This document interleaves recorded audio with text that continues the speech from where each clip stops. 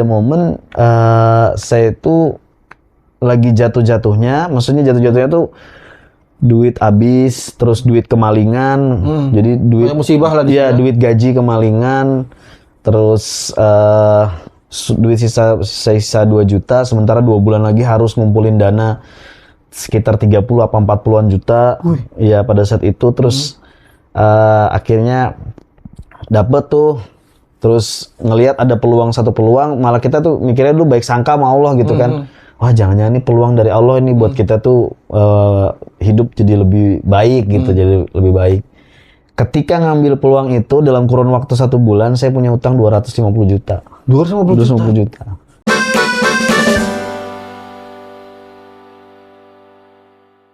Kita sudah kedatangan Om Angga. Om Angga, apa kabar? Alhamdulillah sehat, Kang Randy sehat. Alhamdulillah bisa jadi tamunya Randy sekarang. Kayaknya tamu Randy paling jauh kayaknya saya. Paling jauh ya? Iya. Ini di mana jauhnya ini? Sejauh itulah pokoknya. Sekarang kita masih mau membicarakan tentang, ada hubungannya tentang bisnis. Oke, siap. Karena memang latar belakang Om Angga ini pebisnis kan ya? Kayaknya pebisnis terlalu berat ya. Terlalu berat ya. Pengusaha yang mengusahakan apa saja yang bisa diusahakan. Pengusaha yang mengusahakan. Iya. Ini kalau boleh tahu nih bisnisnya apa nih Om? Kalau secara usaha yang memang ditekunin atau dijalanin dari 2009 itu sampai sekarang itu namanya Kedai Narsis. Oh, Kedai Narsis. Ya, wah, terkenal banget tuh di Balikpapan. Masya Allah, alhamdulillah. Kedai Narsis secara ininya kan ya orang biasa sebut percetakan, jenis usahanya gitu ya, jenis usahanya. Cuma kalau kita emang fokusnya lebih ke merchandise sama merchandise, souvenir sama konveksi. Jadi dari 2009 sampai sekarang itu yang dijalanin ya, ditekunin, yang emang diurusin. Kalau di luar itu ya paling ya ada sirkah dengan kawan gitu, tapi nggak dikelola gitu, bukan kita yang kelola gitu, bukan kita yang kelola. Tapi ada di luar dari Kedai Narsis sendiri. Usaha yang lain ya.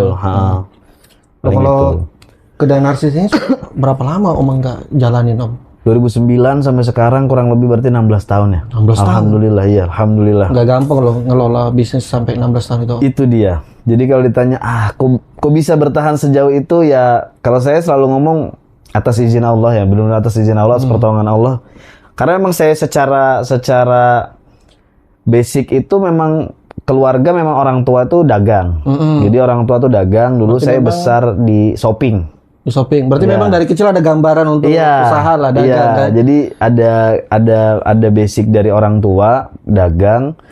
Jadi tapi saya nggak yang kalau ditanya gimana nekunin usaha dan segala macam, ya saya lebih ngalir aja gitu. Lebih ngalir aja jalanin usaha gitu. Nah, cuma yang jelas kalau sampai di titik ini benar-benar Allah kasih mudah, Allah kasih banyak jalan untuk bisa membuat usaha ini bisa bertahan sampai hari ini, gitu sih. Kalau jadi banyak bersyukur ya. Banyak bersyukur banget. Tapi sebenarnya dari awal bisnis itu Om Angga sudah seperti ini nggak sih? Sudah kayak dikit-dikit ngomong Allah. Wah, iya. Kayak gitu ya. Iya, tadi dikit-dikit alhamdulillah untuk pertolongan Allah nih. Iya, bener. Sebenarnya ini dari awal nggak sih atau baru-baru ini atau seperti apa Om? Kayaknya kalau dari awal kayaknya nggak jauh dari ini, karena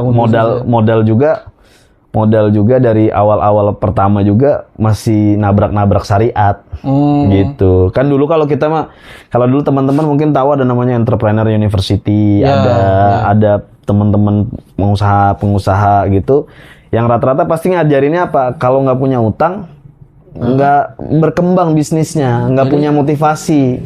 Jadi utang jadi motivasi. Iya, jadi utang tuh harus jadi motivasi, dan itu selalu jadi apa ya? Jadi jargonnya pada saat dulu itu seperti itu. Jadi orang tuh udah ngutang. Dan memang saya juga walaupun bukan modal pertama kali ya gitu. Jadi kalau ditanya ada modal yang pakai nabrak syariat, riba gitu ya, ada sempat di fase itu iya. Ada ngalamin dari 2009.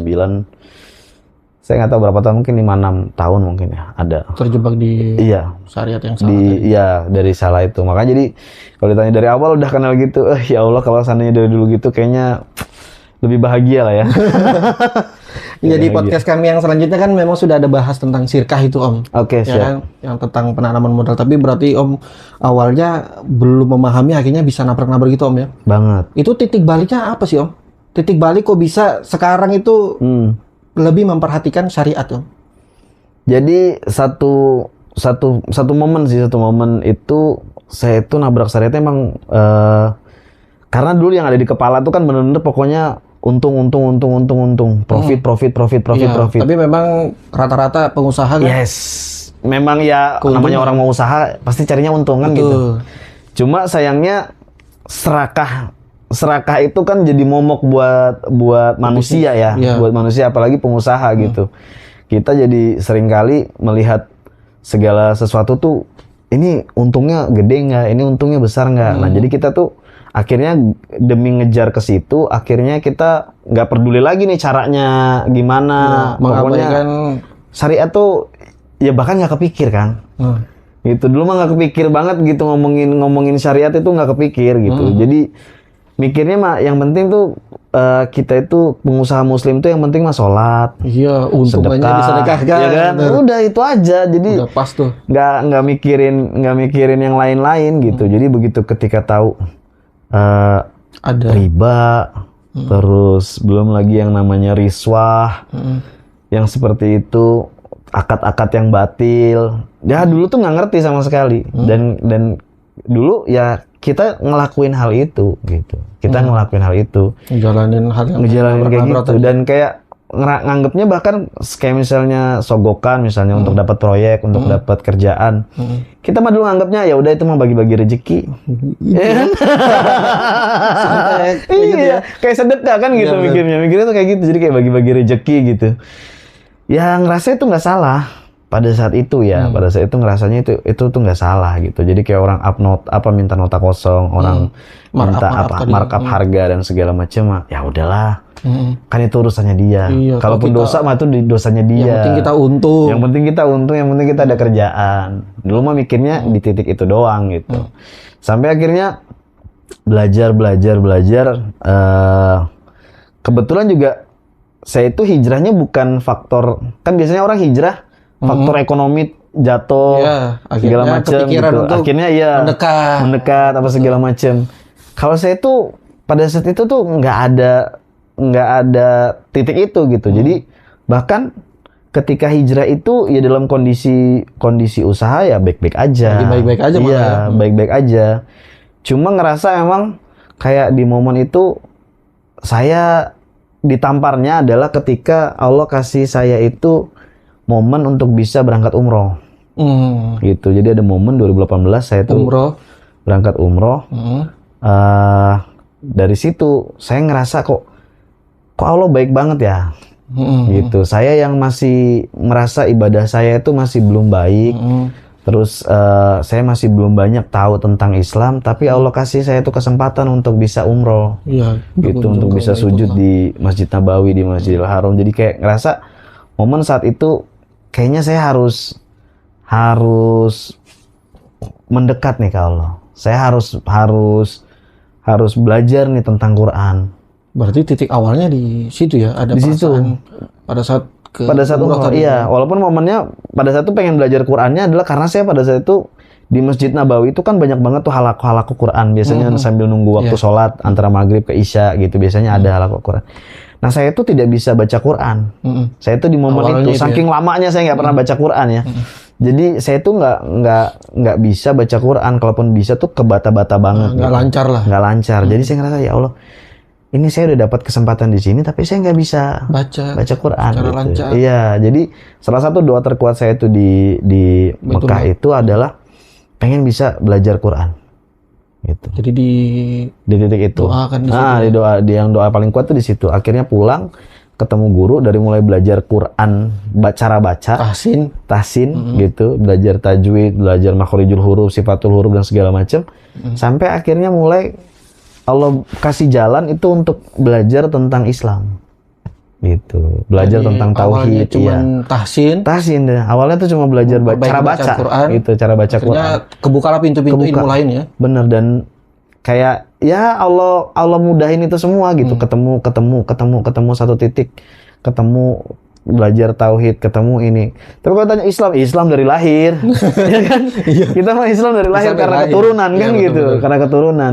Dan sebelumnya sholat, sebelumnya mah sholat, puasa ya jalanin selayaknya manusia yang beragama Islam pada umumnya ya kita melakukan hal itu gitu. Tapi urusan yang tadi riba apa segala macam mah gas ya masih gas belum paham juga, juga iya karena belum paham gitu. Akhirnya berarti memang usaha atau cara terkecil kita mendekat ke Allah itu, walaupun pintu masuknya tadi melalui tahsin, nanti mungkin dari situ akan Allah bukakan pintu-pintu yang lain ya Om. Iya gitu. Dan kalau saya lihat sih emang saya pribadi memang pada saat itu ngotot gitu. Jadi saya juga kan ketika akhirnya belajar juga tentang bab kodok-kodar, kan kita juga perlu yang namanya wilayah yang kita kuasai untuk kita mengupayakan yang terbaik kan gitu. Betul. Mengupayakan yang terbaik. Memang sebelum umroh pun saya titiknya adalah ninggalin riba. Jadi tapi sebelum umroh itu sudah mengerti tentang riba. Ya, saya itu dapat ayat tentang riba satu dan saya udah langsung takut. Jadi riba di situ sampein bahwa orang yang makan riba seperti menantang Allah dan Rasulnya. Oh ya, itu ada dalam Al-Quran tuh. Nah, dan saya begitu dapat satu itu, saya nggak berani. Bukanlah perang itu kan. Iya, diumumkan perang kan sama Allah. Pada Allah dan Rasulnya. Jadi saya ngerasa, wah enggak deh. Saya bilang saya sampai RT aja nggak berani. Ya kan gitu. Nggak diurus surat-surat. Iya. Ngomong sampai RT aja, kita ngelamar RT aja. Nggak usah sudah kita ini sampai RT. Ini sama Allah dan Rasulnya. Oh berarti ada momen di mana Om Angga sebagai pengusaha yang menggunakan riba ini nggak sengaja kebaca ayat tadi ya? Iya, jadi kebetulan datang ke satu kajian, terus disampaikan tentang riba itu. Dan kondisinya saat itu masih menggunakan riba. Masih. Walaupun nggak besar ya, kayak kartu kredit. Terus bantuin teman punya pinjaman. Kan dulu kan kita saking baiknya gitu ya. Seolah-olah baik gitu. Seolah-olah baik. Jadi pakai nama kita di temen ya leasing atau misalnya apa, kredit apa gitu-gitulah. Jadi bukan yang hutang besar enggak gitu. Nah, cuman ya di sekitar kita riba-riba walaupun kecil ada dinikmati lah gitu. Dinikmati dan ngerasa ya udah sih gitu. Maksudnya ya itu nggak jadi permasalahan. Nah, alhamdulillahnya Allah kasih hati yang nerima langsung gitu. Makanya saya bilang saya tuh bersyukurnya nggak sampai ngeyel mau tuh di titik itu ya. Tapi aku pernah dengar gini sih Om, tapi menyambung dari Om, untung aja memiliki hati yang langsung tergerak. Iya. Sebenarnya aku pernah nonton satu ceramah kajian dari Ustadz untuk mengingatkan kebanyakan orang kan, bukan kebanyakan sih. Sebagian orang itu sebenarnya sudah merasakan apa yang Om Angga rasakan. Oke. Seperti ketukan untuk mendekat kembali ke Allah kan. Nah, kalau kata Ustadz yang aku nonton kemarin itu, kalau rasa itu diabaikan, nanti kadang-kadang kita tuh orang tuh bangun tuh subuh pengen sholat, tapi dia abaikan. Tahu-tahu lihat orang susah pengen sedekah, dia abaikan. Azan di asar atau azan di zuhur, kapan terakhir kali sholat? Akhirnya dia nggak sholat. Lama-lama hati itu jadi mati Om. Jadi karena keras ya. Terlalu lama diabaikan. Kebetulan Om yang menyambut ya kan. Gitu. Jadi benar-benar ngerasa yang ya alhamdulillah banget gitu pada saat itu. Nggak ngeyel, nggak apa gitu. Ya udah. Disambut lah. Langsung begitu tahu itu akhirnya cari tahu apa aja nih termasuk riba. Termasuk kan dulu kita pengusaha karena nggak ada jaminan kesehatan, kita kan pakai asuransi. Betul. Gitu, pakai asuransi. Begitu tahu asuransi termasuk yang nggak ini, cut langsung, kartu kredit cut. Langsung itu seketika itu mencoba untuk membereskan yang kayak gitu-gitu. Membereskan. Dari pribadi maupun dari usaha yang dijalankan. Itu masa transisinya gimana? Berat nggak sih? Alhamdulillahnya ya, kayak lagi karena memang pada saat itu langsung takut gitu.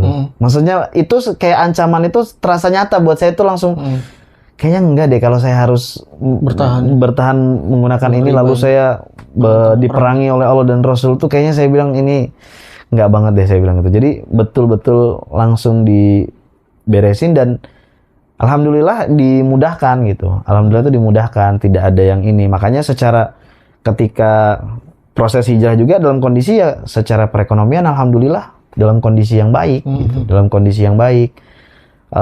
Keluarga juga dalam kondisi yang baik gitu. Jadi benar-benar Makanya kalau ditanya cerita hijrah nggak menarik, saya bilang gitu. Cerita hijrah nggak ada titik masalahnya cukup apa menarik, ya loh. gitu. Cukup menarik loh itu. Kalau aku rasa sih cukup menarik. Kenapa? Karena tadi Om secara tidak sengaja dalam suatu kajian yang nggak expect bakal tebas ayat itu kan. Benar. Sementara kita kadang-kadang kan Allah itu kan cara masuknya beda-beda di hati kita. Kan? Sesuatu yang sering kita lakukan, maksiat-maksiat yang sering kita lakukan, tiba-tiba ada orang, ada kajian, ada film, ada video yang tiba-tiba kayak keluar tangan nggak tahu gitu kan. Nampar gitu ya, benar. Nah itu mulai momen sadarnya itu di usaha yang ke tahun keberapa itu Om? Kalau itu sih usaha udah 2016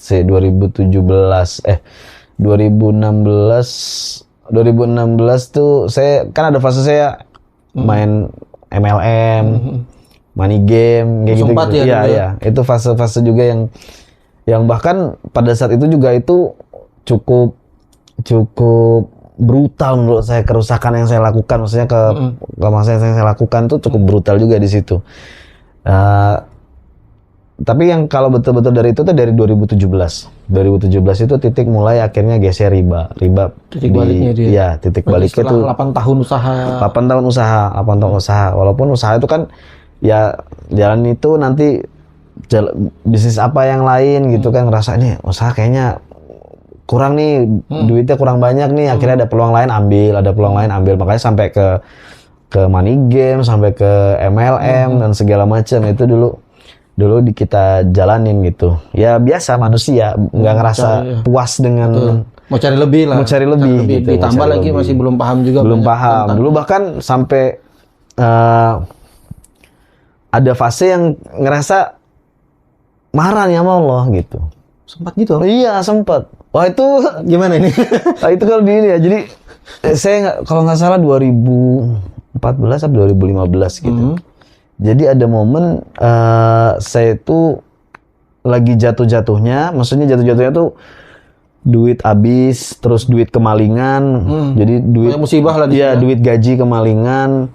Terus duit sisa 2 juta, sementara 2 bulan lagi harus ngumpulin dana sekitar 30 apa 40-an juta. Iya, pada saat itu terus akhirnya dapet tuh.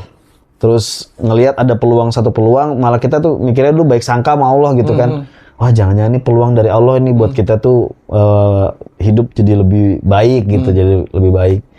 Ketika ngambil peluang itu dalam kurun waktu 1 bulan, saya punya utang 250 juta. 250 juta. Dari yang uang cuma 2 juta malah minus ini. Ke 200 minus. Jadi 2 juta akhirnya butuh 30-40 juta akhirnya tercukupi.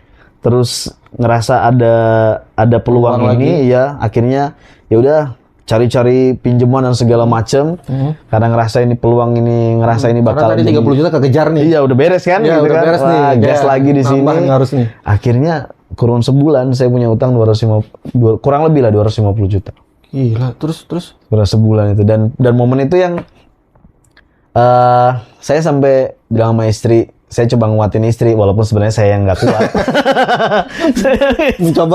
mencoba strong lah ya.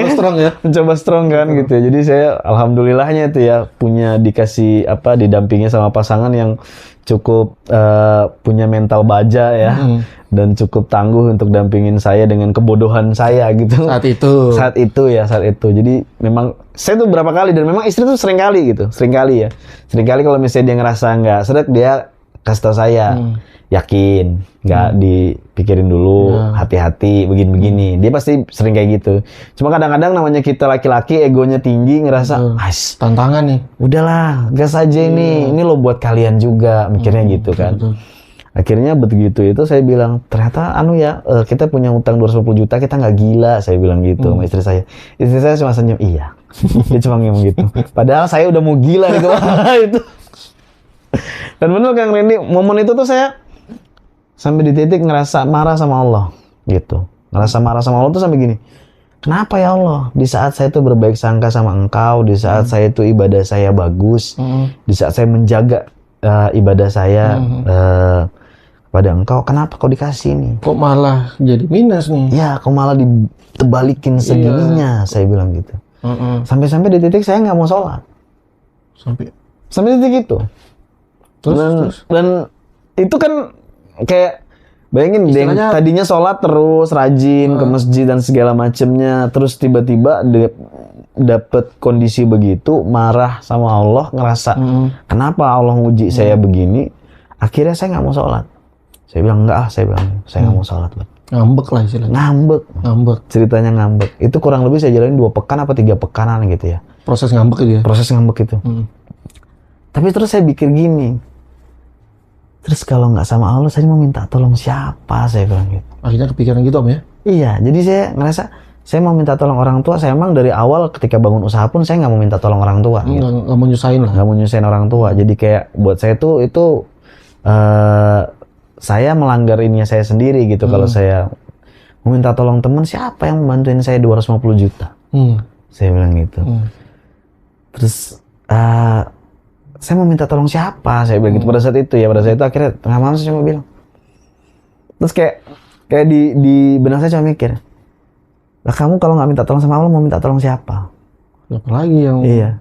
Maka dari titik itu akhirnya saya gelar lagi sejadah, tobat lagi sama Allah, minta ampun, mulai kembali lagi, dan alhamdulillah setahun durasi yang harusnya itu diselesaikan.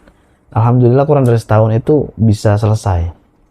250 juta. 250 juta itu. Padahal saya nggak pernah punya profit pada saat itu ya. Pada saat itu saya nggak pernah punya profit 250 juta selama setahun. Malah? Nggak pernah. Jadi selama usaha selama usaha kedai Narsis sepanjang itu saya nggak pernah punya income keuntungan bersih di luar dari pengeluaran ya. Berarti kan profitnya lebih besar daripada itu gitu. Dan pada saat itu alhamdulillah bisa beres gitu. Saya kayak kok bisa ya gitu. Dan itu emang ya kayak kerjaan datang tiba-tiba ada proyek-proyek yang yang saya ngerasa dia dapat dari teman saya yang entah dari mana gitu, jalurnya itu yang menurut saya itu masya Allah banget gitu. Oh, tapi momen dari akhirnya minus 250 juta itu sebenarnya kalau Om dengan pemahaman Om sekarang itu ngelanggar syariat nggak sih? Banget. Itu melanggar syariat parah. Karena ya memang ya kita kalau mau ngomongin MLM kan udah jelas gitu, ya kan? Bagaimana hukumnya, belum lagi ngomongin money game, gitu. Terus belum lagi ngomongin pinjaman bunga berbunga. Nah, pinjaman bunga berbunga itu kan jadi udah secara pelanggaran syariatnya tuh berlapis-lapis. Tapi pada saat itu jujur aja, sampai di titik saya tobat itu saya nggak paham, masih tetap nggak paham kalau itu adalah pelanggaran. Ya. Oh mungkin itu cara Allah negur ya. Bahkan setelah itu masih lagi ada fase, masih ada lagi episode yang akhirnya balik lagi ke money game. Balik lagi tuh. Karena tadi pemahamannya belum sampai pada ternyata hal inilah. Yes. Hal itu salah tuh saya belum tahu. Penyebab dari segala kerusakan ini. Jadi, karena kalau dalam Al-Quran nyambung tadi tentang Allah memerangi orang pelaku-pelaku riba itu kan di ayat yang lain menyebutkan bahwa Allah itu kan memusnahkan harta riba. Ya kan? Jadi mau sekumpul sebanyak apapun habis pasti musnah itu karena sudah janji Allah kan menyuburkan sedekah dan memusnahkan harta riba. Betul. Jadi di episode berikutnya tuh kayak gitu lagi. Saya selesai tuh 250 juta. Ke Kubang lagi. Masuk lagi ke money game. Tapi dalam kondisi bukan rugi. Malah untung. Malah naik. Pasti pikirnya berkah dari Allah nih. Padahal pelanggaran. Waduh, tapi saya bilang itu malah fase yang saya bilang saya ngalamin istidraj itu. Kalau sekarang istidraj ya. Kalau saya begitu belajar sekarang dan tahu tentang istidraj. Makanya saya bilang kalau ada orang nanya gimana sih rasanya istidraj? Saya bilang saya saksi nyata saya ngalamin namanya istidraj. Saya bilang gitu. Kenapa? Saya pernah jalanin satu bisnis di mana penghasilannya menurut saya tuh wow banget. Gimana enggak, per minggu kita bisa dapat 15 sampai 35 juta per minggu bersih. Gitu. Rate-nya bisa rata-rata 20 sampai 25 juta. Ratusan. Ya, jadi per bulan bisa segitu, tapi saya nggak sholat. Waduh. Saya nggak sholat dan saya ngerasa nggak bersalah dengan saya nggak sholat. Kayak normal-normal aja, kayak biasa aja. Yes. Rezeki terus nambah kok. Bener. Ya kan? Jadi kayak ini Allah nggak marah nih sama aku nih. Iya. Gitu kan. Bahkan sampai di titik yang sholat Jumat itu saya cari yang ketiga lah baru saya sholat. Jangan sampai 3 kali. Batas maksimalnya ya. Aduh, parah itu. Jadi saya ngerasain tuh parah banget gitu. Di titik itu tuh parah. Jadi saya ngerasa Makanya salah satu yang hari ini saya bilang ketika dalam kondisi seberat apapun kondisinya atau seenak apapun, saya cuma minta sama Allah, ya Allah, jangan biarkan saya itu kehilangan Engkau, itu aja. Jangan biarkan saya itu kehilangan nikmat untuk beribadah kepadamu. Jadi mau apapun kondisinya tuh kayak ya udah sih gitu. Alhamdulillah Allah kasih fase roller coaster yang udah kita jalanin. Jadi ternyata yang paling berat itu, yang paling gak enak itu adalah ketika kita nggak lagi bisa menikmati ibadah kita kan. Dari proses isi terus itu. Jadi benar-benar saya ngerasa jangan lagi ya Allah. Itu sesuatu yang menakutkan menurut saya. Nah terus yang bikin aku bertanya-tanya nih, tadi kan momen istri terus tuh lagi tinggi-tingginya itu. Nah itu lompat ke sesi hijrahnya nih. Itu 2015. 2 tahun sebelum hijrah berarti? Iya, 2016 akhirnya itu bisnis tutup. Bisnis money game tadi itu? Iya. Memang dari pusatnya atau? Iya, jadi emang udah pasti. Kalau begitu kita pelajari mas, sebenarnya itu akan ada fasenya. Gitu, emang dia tuh fasenya ya main setahun 2 tahun, udah. Sambil minum? Iya, setahun 2 tahun bubar gitu. Setahun 2 tahun bubar, nanti ganti kapal. Ganti kapal. Udah kayak pasti kayak gitu. MLM juga kurang lebih kayak gitu. Gitu. Nah, jadi begitu sampai titik itu, saya ngelihat kok saya kayak gini gitu. Saya ada di titik ini. Memang pada saat itu duit ada, tapi bersyukurnya pada saat itu tuh duit itu habis di tiba-tiba saya coba ketika beres itu saya coba bisnis apa, saya coba ikut pengadaan apa, rugi. Berarti kebuang di situ uangnya ya? Habis. Jadi duit yang kekumpul di situ, endingnya nggak ada. Endingnya malah nggak ada? Endingnya nggak ada. Dan saya bersyukur gitu. Oh iya, malah bersyukur gitu. Jadi begitu saya akhirnya dari situ mulai 2016 itu, dari 2015 ke 2016 tutup, akhirnya coba jalanin yang lain, ternyata juga akhirnya rugi, habis tuh uang. Tapi nggak hutang, posisi nggak hutang, cuma masih ribatnya dari barang apa segala macam. Dari situ baru sadar bahwa iya, ini kayaknya ada yang salah. Mulai memperbaiki diri. Evaluasi gitu ya. Iya, evaluasi. Ada yang salah. Cuman masih belum tahu salahnya apa nih. Belum tahu. Masih oke, ya udah, yang balik lagi deh. Ayo sholat diperbaiki. Mulai mendekat lagi. Ya, mulai mendekat lagi. Biasa itu kan lagi orang kayak gitu kan. Iya, lagi butuh nih. Iya, lagi butuh, biasa gitu. Lagi butuh fasenya. Akhirnya kedai narsis mulai diopenin lagi, diurusin dengan lebih baik lagi gitu. Sebelumnya sempat terbengkalai gitu. Gara-gara money game yang lebih menguntungkan tadi ya. Banget gitu. Jadi saya udah nggak ngurusin kedai narsis, itu istri. Oh, istri momennya tuh 2016 tuh istri cuma bilang kalau masih mau usaha yang lain, kalau masih mau main-main yang lain, tutup kedai narsis. Akhirnya fokus lagi kedai narsis. Bilang istri gitu, karena kesian karyawan di situ jadinya nggak keurus.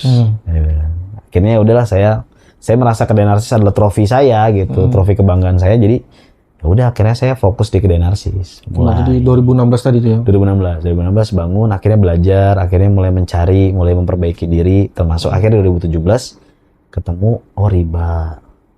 Mulai diberesin di situ. Dari mulai riba itu oke, tinggalin. Yuk kita cut, kita beresin.